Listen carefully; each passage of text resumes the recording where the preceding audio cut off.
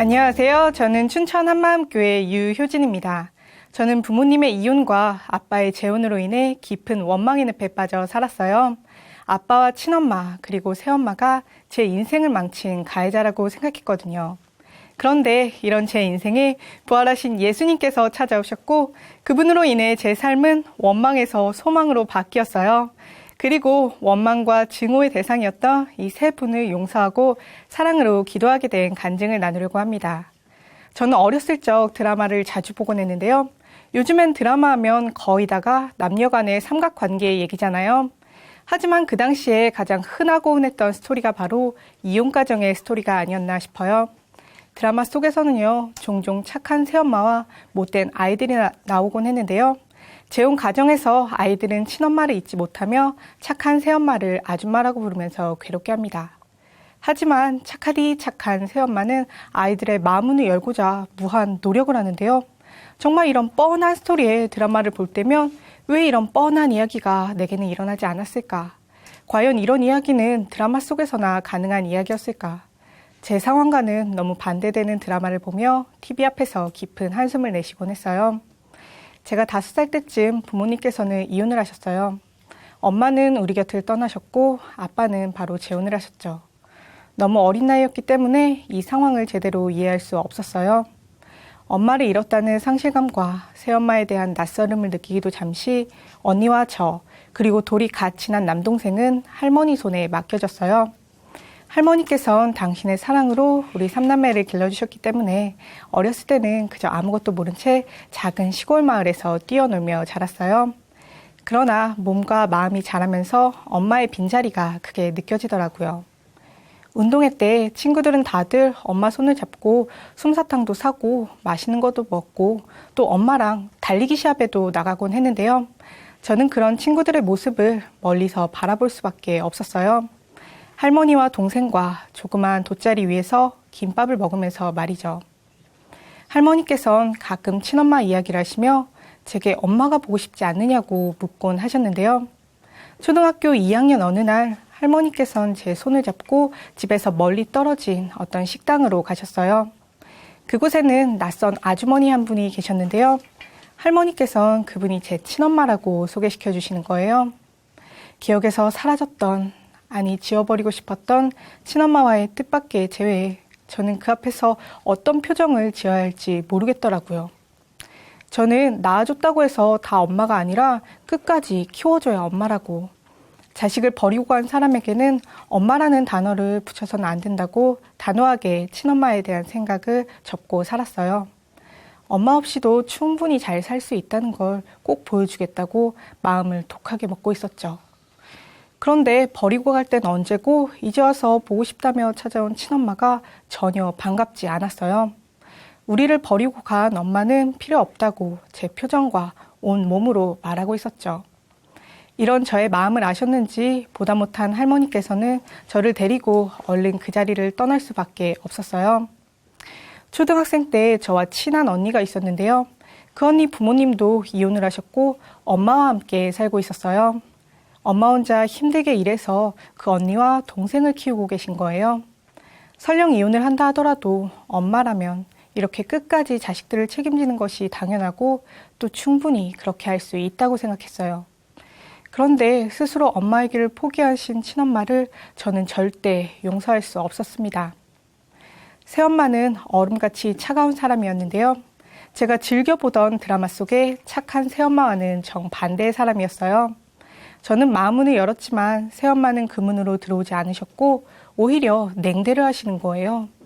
새엄마는 우리가 뭘 하며 지내는지, 뭘 먹고 사는지 전혀 관심도 없었어요.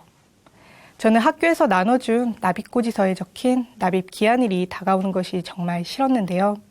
가정의 경제권을 쥐고 계신 새엄마에게 꼭 그 기한 내에 찾아가 돈을 받아야 했기 때문이에요. 고지서를 들고 찾아가는 날이면 저를 보고도 못 본 척을 하시거나 자는 척을 하시는데 겨우 돈 몇만 원 때문에 내가 이런 대우를 받아야 하나 정말 비굴한 마음이 들었습니다. 고등학교 1학년 어느 날 그날도 고지서를 들고 새엄마를 찾아갔어요. 정말 가기 싫었지만 어쩔 수 없이 새엄마가 일하는 곳으로 찾아갔는데요. 그날도 역시나 늘 그랬듯이 저를 보고도 못 본 척을 하시고 본인의 일만 하고 계신 거예요. 자존심이 상해서 그냥 확 가버릴까도 생각했지만 어찌할 방법이 없더라고요. 한 30분을 그렇게 덩그러니 앉아있는데 여러 가지 생각이 막 들었어요. 이러고 있는 제가 정말 비참하고 불쌍했어요. 결국은 돈을 받아 나오는데 참고 있던 눈물이 왈칵 쏟아졌어요. 나는 왜 이렇게 살아야 하나? 아빠는 왜 자식들은 생각도 않고 무작정 이혼을 해서 나를 이렇게 엄마 없는 불쌍한 사람으로 만들었나? 새엄마를 얻어도 왜 꼭 이런 새엄마를 데려왔나? 여러 가지 생각이 들었지만 결론은 이렇게 사는 것보다 죽는 것이 나을 것 같다였어요. 돌아오는 길에 건널목이 몇 개 있었는데요. 저는 차가 오는지 살피지 않고 그냥 길을 건넜어요. 차마 제 손으로 목숨은 끊지 못하겠고 그냥 확 차에 치여서 죽었으면 좋겠다는 마음이었으니까요. 어떤 사람들은 자신을 소개할 때 저는 평범한 가정에서 태어난 누구누구입니다 라고 시작하곤 하잖아요. 그들이 말하는 평범한 가정이란 과연 무엇일까? 평범한 가정의 분위기는 어떨까? 부모와 자식 간의 평범한 관계란 어떤 걸까? 라는 생각을 자주 하곤 했는데요. 저는 특별한 걸 원한 게 아니라 그저 다른 가정처럼 평범하기만을 바랬으니까요. 며칠씩 쫄쫄 굶도록 가난하더라도 사랑이 넘치는 그런 화목한 가정에서 사는 것이 저의 오랜 소원이었는데요. 그래서 저는 친구 집에 가는 것을 참 좋아했어요. 친구 집에 가면 우리 집에서는 느낄 수 없었던 따뜻함과 화목함을 느낄 수 있었으니까요. 중학교 2학년 어느 날 시험 기간에 친구 집에서 밤을 샌 적이 있었는데요. 그 친구 엄마는 딸이 공부하는데 편히 잠을 잘 수 없다고 하시며 밤늦도록 주무시질 않는 거예요. 공부하는데 피곤할까 봐 중간중간 과일도 깎아주시며 함께 밤을 새시는 걸 보고 와, 세상에 이런 엄마가 다 있구나. 문화 충격이었어요. 전에는 그 친구에게 부러운 게 없었는데요. 그날따라 이런 엄마와 행복하게 사는 그 친구가 참 부럽더라고요. 이런 환경에서 이런 생각을 하고 자라면서 어느새 저는 척척 박사가 되어 있었는데요. 제가 워낙 공부도 잘하고 뭐든 척척 잘해내기도 했지만요. 이런 척척 박사가 아니었어요. 저는 싫으면서도 좋은 척을 한다거나 안 괜찮으면서도 괜찮은 척하는 이 척을 잘했거든요. 저는 자존심이 강해서 다른 사람들에게 흠잡히는 게 싫었어요. 재혼 가정이라는 게 제게 마이너스만 됐지 절대로 플러스가 될 리 없잖아요. 그래서 저는 이런 가정사를 다른 사람들에게 들키기 싫어서 항상 겉으로는 괜찮은 척, 아무렇지 않은 척, 마음이 강한 척, 밝은 척을 하며 저를 철저하게 포장해왔어요. 항상 밝은 얼굴로 모든 일에 열심히 하니까 주위 사람들은 저를 평범한 가정에 아무 문제 없는 모범생으로 보았을지도 모릅니다. 제가 얼마나 이 척을 잘했냐면요. 대학생 때 미스터리 쇼퍼라는 모니터링 아르바이트를 한 적이 있었는데요. 손님을 가장하여 매장을 방문해서 서비스 태도나 여러 가지 사항들을 평가하는 아르바이트였어요. 저는 결혼을 앞두고 혼수 제품을 사러 온 손님인 척하며 시내의 여러 가전 매장을 방문했는데요. 점원들은 제게 사모님 하면서 열심히 TV와 냉장고 기능을 설명해 주더라고요. 어린 나이에도 이렇게 완벽하게 사모님 역할을 소화해낼 수 있었던 것은 당연히 저의 자연스러운 연기력 때문이었죠. 나 같은 아르바이트생이 어디 있을까? 제 연기력에 제가 다 감탄이 되더라고요. 이런 자연스러운 연기가 나올 수 있었던 것은 아마도 어렸을 때부터 이렇게 척하는 게 몸에 배어 있었기 때문이 아닐까 싶어요. 저의 이런 척척 박사 생활은 교회에서도 계속되었는데요. 저는 흔히 말하는 모태신앙으로 엄마 뱃속에서부터 교회에 출석해온 사람이에요. 주일학교를 졸업하자마자 유치부 보조교사로, 성가대원으로 또 여러 가지 일들을 하며 교회를 열심히 섬겼어요. 하지만 정작 이런 제 마음엔 믿음이라고는 눈꼽만큼도 없었는데요. 교회는 그냥 일요일이니까 가는 곳, 친구들을 만나는 곳이었고 제 삶은 예수님과 전혀 상관없는 삶이었어요. 그래도 작은 시골교회에 몇 안 되는 젊은이였기 때문에 어르신들께는 항상 신앙생활 열심히 한다고 칭찬과 인정을 받으면서 교회에 다녔어요.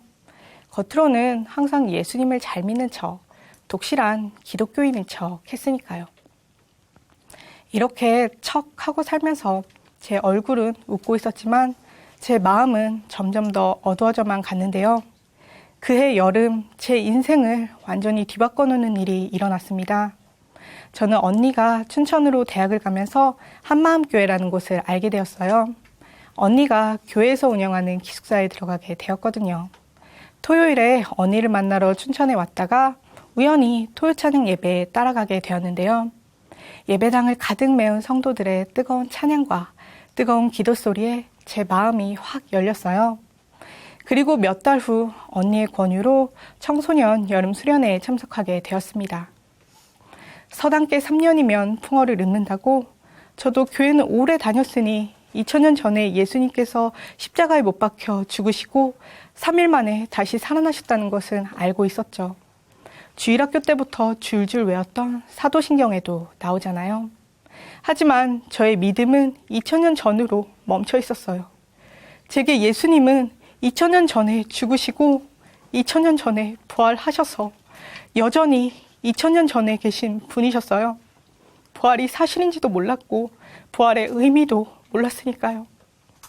그런데 성령께서 말씀 가운데 부활을 비춰주시는 순간 그대로 제 무릎이 꿇어졌어요. 2000년 전에 머물러 계셨던 예수님께서 지금 제 앞에 서 계시는 것 같았어요. 예수님께서는 2000년 전에 끝나신 분이 아니라 부활하셔서 지금도 제 앞에 살아계신 분이셨어요. 저는 감히 예수님을 2000년 전이라는 시간 속에 가둬놓고 있었는데 이분이 진짜 살아나신 거예요. 살아계신 전능자 앞에 서는 순간 제 모든 것이 무너져 버렸습니다. 제가 그동안 고집해왔던 모든 것이 꺾여 버렸어요. 살아계신 예수님 앞에선 부모님이 이혼을 했다고, 엄마가 나를 버리고 떠났다고, 가정이 화목하지 않다고 원망하고 불평했던 제 입이 다물어졌어요. 예수님께서 살아계신데 나는 그동안 이분 앞에서 무슨 짓을 하며 산 것인가? 살아계신 예수님을 무시하고 내 멋대로 생각하고 내 마음대로 살았던 제 삶이 비춰지니 그분 앞에서 어떤 말도 할 수 없었어요. 창조주 하나님을 버리고 내 멋대로 산 이런 죄인을 지금까지 살려주신 것만으로도 넘치는 은혜였어요. 그런데 예수님께서는 이런 저를 살리시기 위해 목숨을 버리셨고 이런 저의 주인 되시기 위해 부활하셨다는 거예요. 저는 그 자리에서 예수님을 믿지 않고 제가 주인 되어 살던 죄를 회개할 수밖에 없었습니다. 그리고 부활하셔서 지금 살아계신 예수님을 제 마음의 주인으로 영접했어요. 2000년 전으로 멈춰 있었던 저의 믿음이 실제가 되고 제 삶은 완전히 바뀌었어요. 상황은 전혀 달라진 게 없었어요. 여전히 우리 가정은 화목하지 않은 재혼 가정이었고 아빠와 새엄마는 여전히 우리에게 무관심하셨죠. 상황은 그대로였으나 진짜 바뀐 것은 예수님을 주인으로 모신 제 마음이었어요.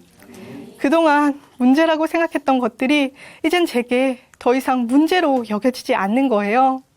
살아계신 예수님 앞에선 그 어떤 것도 문제될 것이 없었어요. 이 땅만 바라보고 원망과 불평 속에 살던 제가 이제는 하늘을 바라보고 예수님을 위해 영원한 것을 위해 사는 존재가 된 것입니다. 갇혀있던 제 시야가 확 열리는 것 같았어요.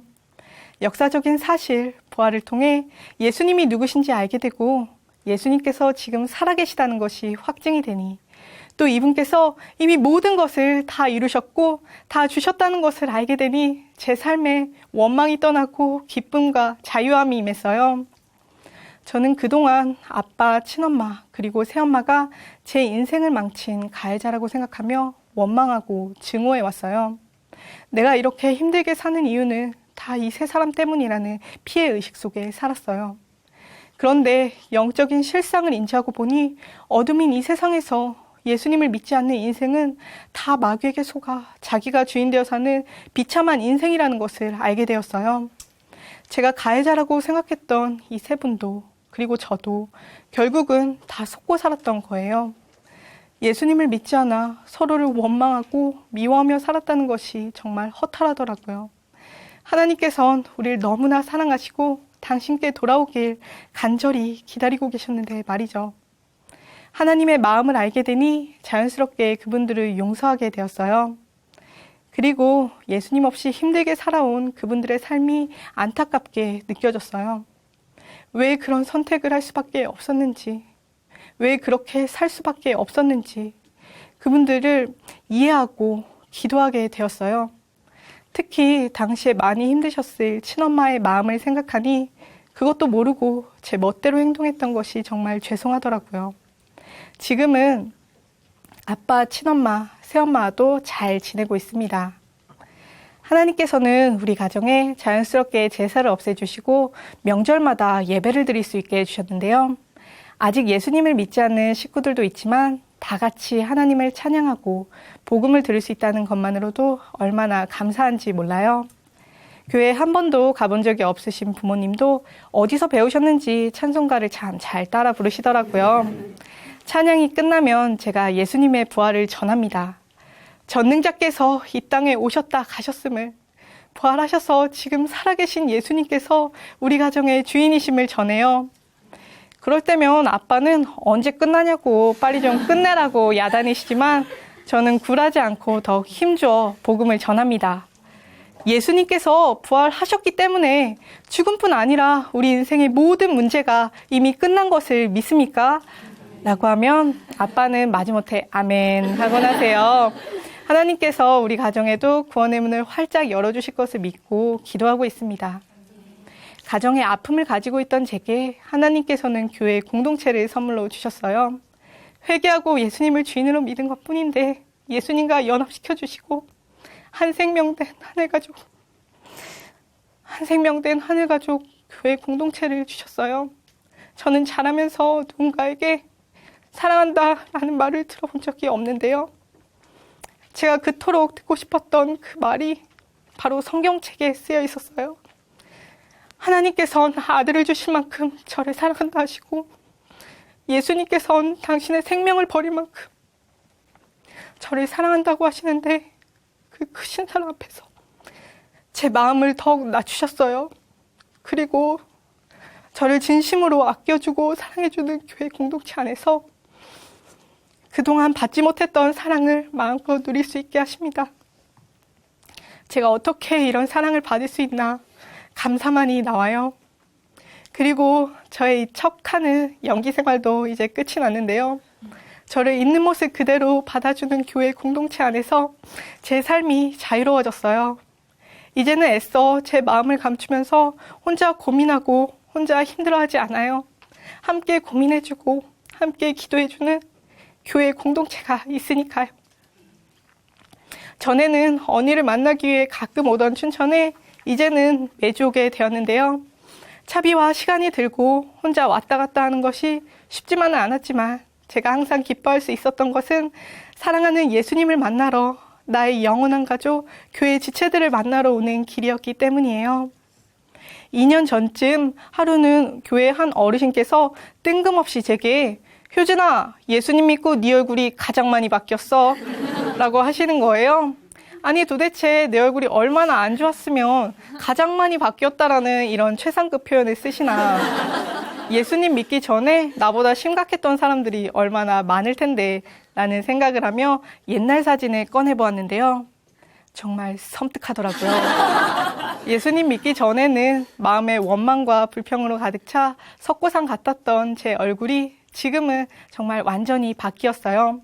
이렇게 아름답게 변화시켜 주신 하나님께 감사할 뿐입니다. 제게 예수님은 2000년 동안 박물관에 박제되어 있었던 분이셨어요. 그런데 예수님께서는 죽음이라는 유리벽을 깨고 부활하셔서 제 삶으로 뚜벅뚜벅 걸어 들어오셨어요. 평생을 원망의 늪에서 허우적대며 세상에서 가장 불쌍한 사람으로 살고 있었을 저를 살려주시고 또 영원한 하늘 소망을 부어주신 주님, 주님께서 제게 생명 거셨듯이 저도 주님을 위해 생명 걸고 끝까지 이 길을 가겠습니다. 예수님 사랑합니다. 감사합니다.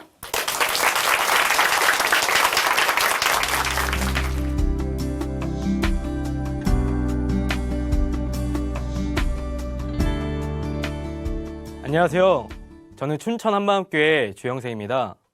저는 이혼한 가정으로 인해 하나님 원망하고 살다가 살아계신 예수님을 만난 뒤 가정이 회복되고 변화된 삶을 나누고자 합니다. 저는 기독교 가정에 태어난 일명 모태신앙이었어요. 어릴 적부터 교회는 학교와 같이 의무적으로 가야 하는 것이었고 예수님이란 존재는 제 의사와 상관없이 그냥 믿어야 하는 분이었어요. 교회에 다니면서 하나님이 정말 살아계실까? 천국이 진짜 있을까? 교회는 왜 다녀야 하나? 이런 고민조차 한 번도 하지 않았어요. 그러다 보니 저에게 믿음이라는 것은 찾아볼 수가 없었고 막연한 종교 생활만 하게 되었습니다. 아버지께서는 제가 어렸을 때부터 크고 작은 도박을 하셨고 술을 자주 드시곤 했어요. 술을 드셨다면 집에 그냥 들어오신 경우가 없으셨어요. 인사불성이 되셔서 온 동네가 떠나가도록 소리 지르고 사람들과 싸우고 경찰 출동하고 이것의 반복이었습니다. 그럴 때마다 어머니께서는 힘겹게 아버지를 모시고 들어오셨고 나이가 어렸던 누나와 저는 잠든 척을 할 수밖에 없었습니다. 어머니께서는 가정 문제로 힘드실 때면 방에 들어가셔서 눈물로 기도와 찬양을 하시던 생각이 납니다. 그럴 때마다 우리 집은 교회도 다니고 예수님도 믿는데 왜 이렇게 힘든 걸까? 다른 집들은 다들 행복해 보이는데 왜 우리 집만 이런 걸까? 이런 고민도 많이 하게 되었어요. 이런 생활의 반복이 되다 보니 결국에 어머니와 누나는 제가 20살이 되던 해에 집을 나가게 되었습니다. 부모님의 이혼이 진행되던 시기에 저는 군 입대를 하게 되었어요. 군대에서 마음이 갈급해진 탓인지 열심히 교회를 나가게 되었고 평생 안 하던 기도라는 것도 하게 되었어요. 그런 모습 때문인지 주영생이라는 제 이름 때문인지 모르겠지만 저를 중대 군종병을 시키더라고요. 헌신이라는 것은 한 번도 해본 적이 없던 제가 순종할 수 있었던 이유는 오직 가정회복이라는 기도 제목 때문이었습니다. 군종병 시절 새로 들어온 신병들을 많이 상담했었는데요. 성경이나 믿음에 대해 아는 것이 전혀 없으니 초코파이 하나 챙겨주면서 교회 나와라, 교회가 좋다, 이런 식이었죠. 제가 어느 정도 수준이었냐면 야, 너 불교 가려면 절이 어디 있는 줄 알아? 산에 있어. 거기 가려면 트럭 타고 내려서 한참 걸어가야 돼. 야, 너 천주교 가면 뭐 하는 줄 알아? 미사라는 것이 있는데 그건 계속 앉았다 일어났다 해야 돼. 쉬지도 못해. 근데 교회는 말이야 바로 부대 안에 있어. 가는데 5분도 안 걸려. 또 예배 때 잠도 잘 수 있어. 먹을 것도 많이 나오고 또 너 교회 오면 내가 초코파이도 더 챙겨줄게. 이런 식이었습니다. 그런 군대 안에서 유일한 기도 제목이 있었는데요. 하나님, 제 몸은 부서져도 좋으니 제발 우리 가정 회복만 시켜주세요. 군대 시절 2년 동안 이 기도만 했습니다. 사실 저는 이 기도를 응답해 주실 거라고 믿었어요. 아니, 무조건 응답해줘야 한다, 이런 생각이었어요. 왜냐하면 제가 알고 있는 하나님은 사랑의 하나님이시고 또 군대에서 열심히 헌신했고 우리 가정을 회복시켜달라는 기도 제목은 로또 당첨되게 해주세요, 사업 성공하게 해주세요, 좋은 대학 가게 해주세요, 이런 제 욕심을 하는 기도가 아니니 당연히 응답될 것이라고 믿었어요. 하지만 제대 후의 상황은 전혀 다르다는 것을 알게 되었습니다. 어떻게 이 지경까지 되었을까 싶을 정도로 우리 집안은 콩가루 집안이 되어 있었어요. 어머니는 이혼 후 공황장애와 우울증을 겪고 계셨고 또 돈에 찌들어 계셨어요. 정신과 약을 드실 정도로 심각했었죠. 누나도 우울증과 대인기피증으로 인해 일하는 시간 외에는 사람들을 만나지 않고 집에서 TV만 보았어요. 이미 이혼 판결은 나서 부모님은 남남이 되어 있으셨고요. 가족이 함께 살던 집도 없어지고 아버지 혼자 사시는 5평 정도 단칸방에서 둘이서 살게 되었어요. 그때 저를 가장 힘들게 했던 것은 불편한 환경이 아닌 더 악화되는 현실이었습니다. 아버지께서는 이혼 후 전보다 더 술에 빠져 지내셨고 그때 유일한 보호자였던 저에게 거의 매일 밤마다 전화가 왔어요.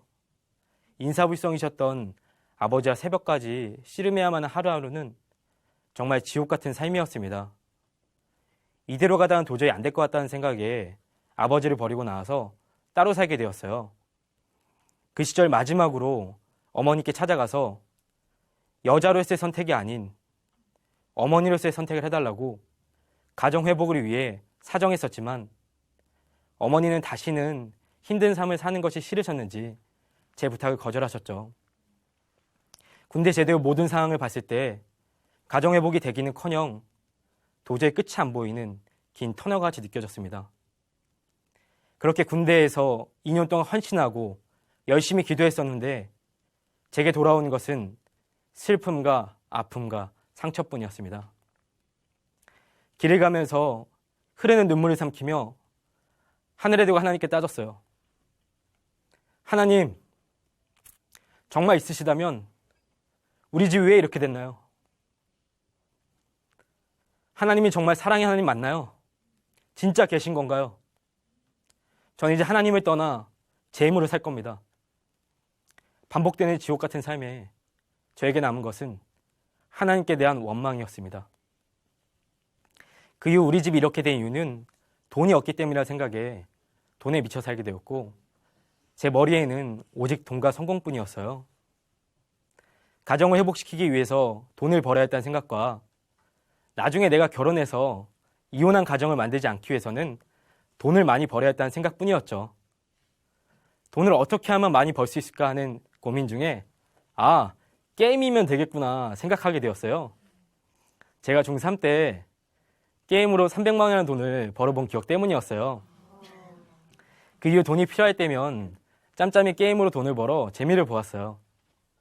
집에서 나왔던 저는 컴퓨터 20대 가량 놓고 게임 사무실을 운영하며 돈을 미친 듯이 벌기 시작했어요.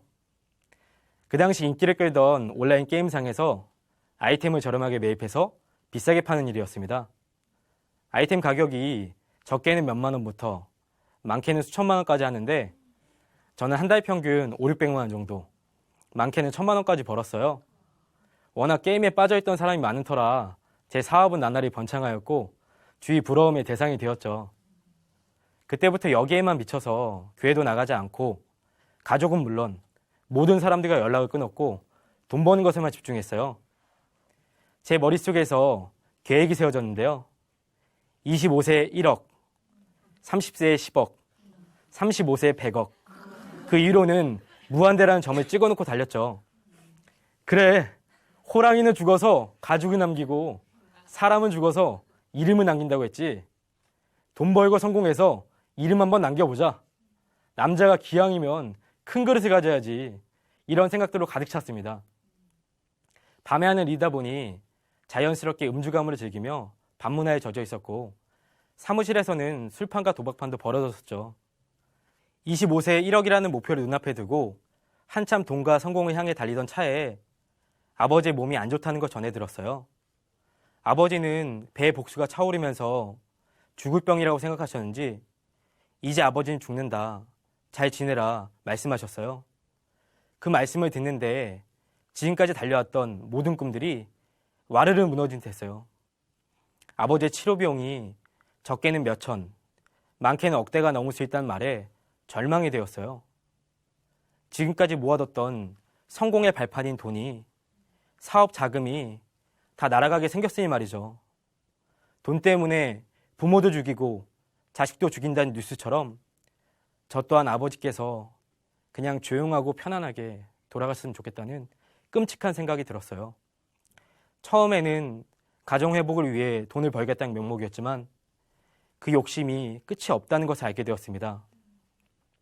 다행히 아버지의 병은 큰 병이 아닌 작은 병이었고 입원해 계신 아버지를 병간호하느라 저의 마음은 많이 힘든 상태였어요. 그러던 어느 날 한 친구를 만나게 되었는데 저에게 이런 말을 했어요. 영생아, 너 이제 예수 믿게 돌아와야지. 예수 믿고 천국 가야지. 하는 말에 버럭 화를 내면서 나 구원 받았어. 천국에 대한 확신 있거든? 지금 집에 가다가 교통사고 나서 죽어도 눈 뜨면 200% 천국이야. 이렇게 말은 했지만 성경은 믿지 않고 하나님을 원망하고 있는 괴물과 같은 신앙이었어요. 그 이후 그 친구의 소개로 교회 한 자매님 만나게 되었어요. 그분은 저에게 두 가지를 물었는데요. 영생 형제는 천국에 대한 확신이 있어요? 라는 첫 번째 질문에 당연히 있다고 대답하였고, 그렇다면 예수님을 하나님으로 어떻게 믿을 수 있어요? 라는 두 번째 질문에 아무 말도 하지 못하였죠. 그 질문에 머리가 새하얘졌고 멍해지면서 진짜 예수님을 하나님으로 어떻게 믿을 수 있지? 하는 생각이 들었어요. 그러고 있는 저에게 사도행전의 말씀을 보여주셨어요. 모든 사람이 믿을 만한 증거, 부활을 말씀하시며 예수님께서 부활하셨기 때문에 모든 사람이 믿을 수 있다고 하셨죠. 하나님 이 땅에 사람으로 오실 것과 그분이 우리 죄를 위하여 죽으실 것, 다시 부활하실 것에 대한 구약 성경의 예언을 보여주셨어요. 성경대로 죽으시고 성경대로 부활하신 예수님이 바로 하나님이심을 저에게 확증시켜 주셨습니다. 보이지 않는 하나님이 살아계시다는 것, 보이지 않는 천국이 실제로 있다는 것, 예수님이 하나님이시라는 것, 이 모든 것이 부활 하나면 되는구나, 부활을 통해 믿는 거구나, 엄청난 충격으로 다가왔습니다. 확실한 증거를 통해 믿는 것이 아닌 그냥 믿으니 그냥 예수님을 떠났던 것이 맞는 것이었습니다. 그럼 이제 내가 어떻게 해야 할까 생각이 들 때 저에게 이 말씀을 해주셨어요.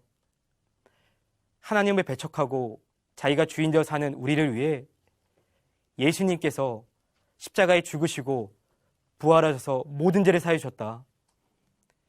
그런데도 예수님을 믿지 않고 내가 주인 되어 사는 것이 죄다. 이 죄를 회개하고 예수님을 마음의 주인으로 믿겠냐는 질문에 그대로 아멘하였습니다. 처음 복음을 듣는 순간부터 예수님을 너무나 믿고 싶은 마음뿐이었어요. 예수님을 영접하는 순간에 지금까지는 경험할 수 없었던 기쁨과 평강이 제 마음에 그대로 임하게 되었습니다. 너무나 기쁘고 자유한 마음에 가지고 있던 담배를 그 자리에서 버리고 그날부터 술도 완전히 끊게 되었습니다. 집에 돌아온 저는 흥분된 마음에 잠을 잘 수가 없었어요. 예수님을 영접하게 된 내용을 기록하면서 하나님께 회개하며 정말 많이 울었습니다.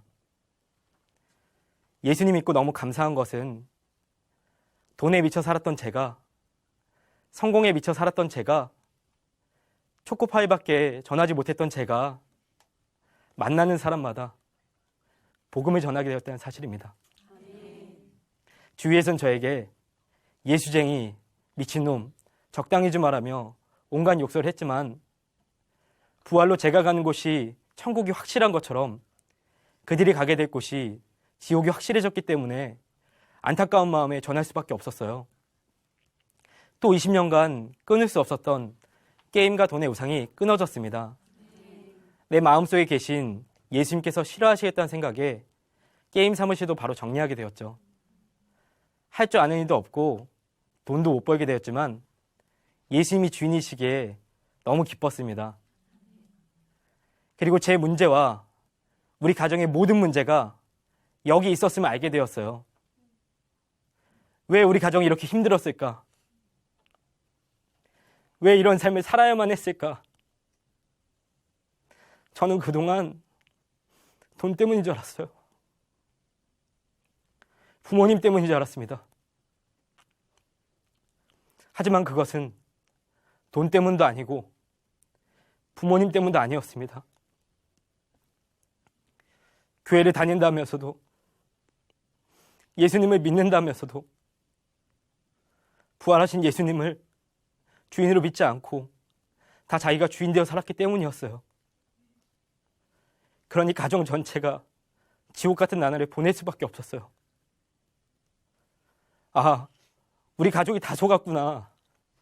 이런 생각이 들었습니다. 제가 가지고 있던 고민이 해결되니 뒤집힐 수밖에 없었어요. 2년을 끊고 살았던 어머니 집에 무작정 찾아갔어요. 도착하자마자 빨리 여기 앉으시라고, 우리가 다 속았다 그러면서 복음을 전했습니다. 성경도 전혀 모르고 복음을 어떻게 전해야 하는지도 모르는 저였지만 그냥 전해야겠다는 마음 하나뿐이었습니다. 복음이 적혀있는 책자를 가지고 읽으면서 이거 따라 읽으시라고. 부활, 모든 사람이 믿을 만한 증거.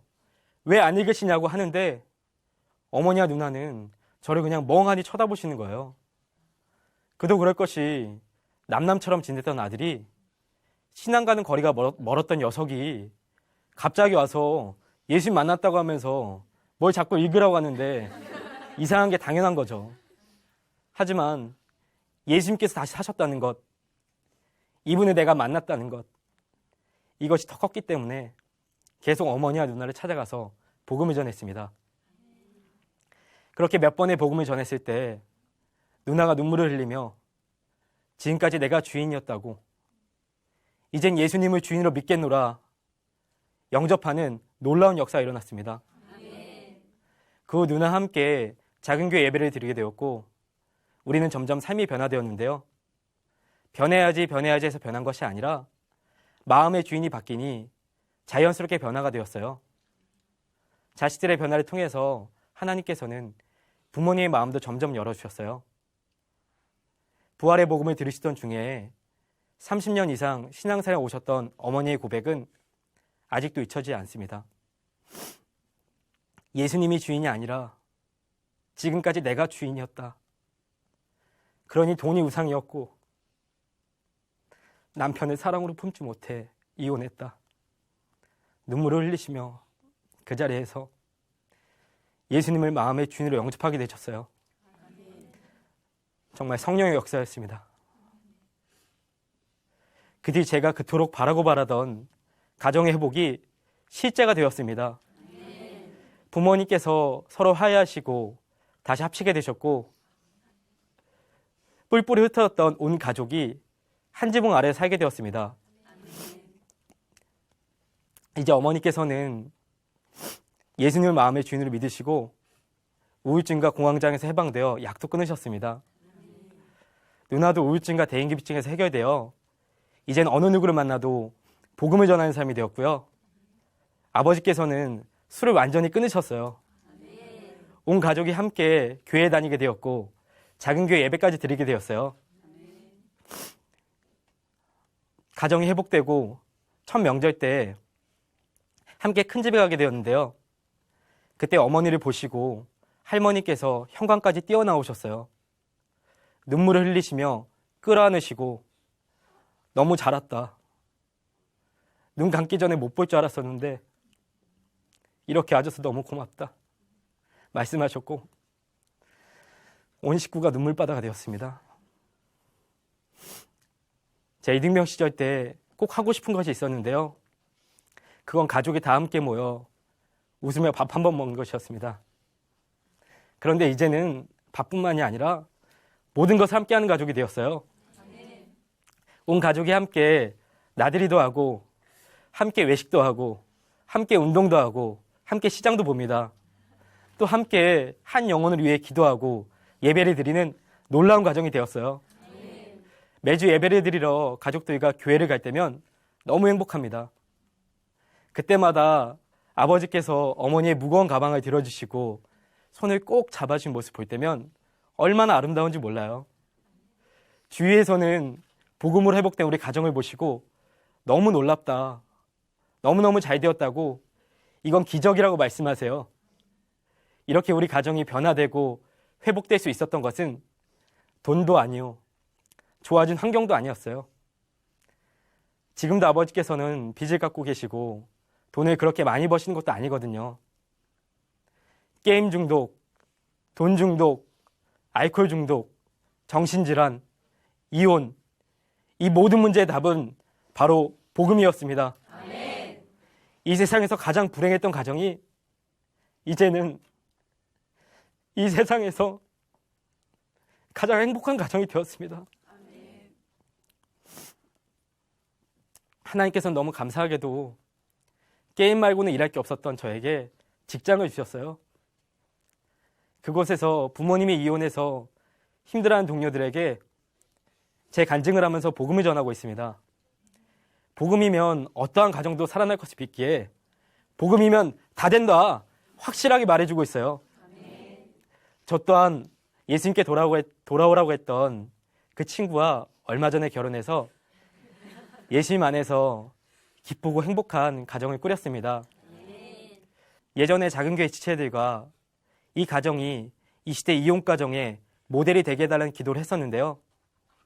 하나님께서는 그 기도를 이루어 주셨고 앞으로도 이루어 가실 것을 믿습니다. 복음으로 가정을 회복시켜 주신 하나님께 너무나 감사드리며 이제는 이 가정을 통해 또 다른 가정을 살리기 원하시는 하나님의 꿈을 꼭 이뤄드리고 싶습니다. 감사합니다.